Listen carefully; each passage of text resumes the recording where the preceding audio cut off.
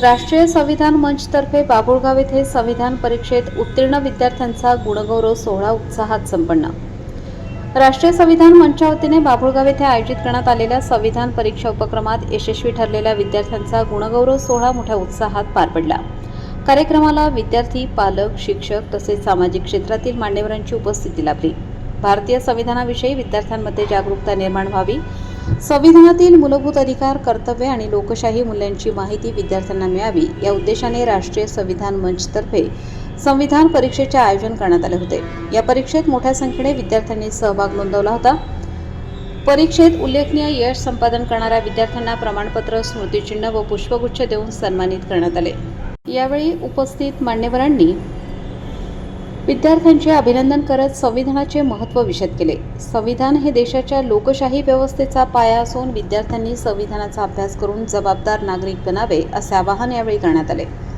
कार्यक्रमात संविधानाच्या प्रस्तावनेचे सामूहिक वाचन करण्यात आले। तसेच विद्यार्थ्यांनी संविधान विषयक मनोगते व्यक्त करत संविधानातील मूल्यांचे जतन करण्याची ग्वाही दिली। या गुणगौरव सोहळ्यामुळे विद्यार्थ्यांमध्ये संविधान अभ्यासाबाबत अधिक उत्साह निर्माण झाला असून अशा उपक्रमांमुळे समाजात संविधानाबद्दल जनजागृती होण्यास मदत होत असल्याची भावना उपस्थितांनी व्यक्त केली।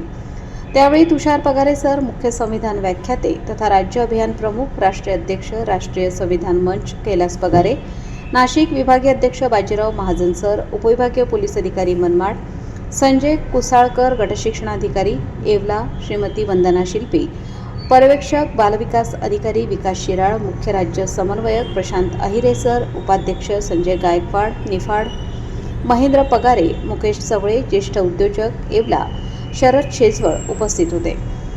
कार्यक्रम आयोजक गजानन सुरेकर, तालुका समन्वयक। कार्यक्रमाच्या शेवटी रफिक सय्यद यांनी मान्यवरांचे आभार मानले।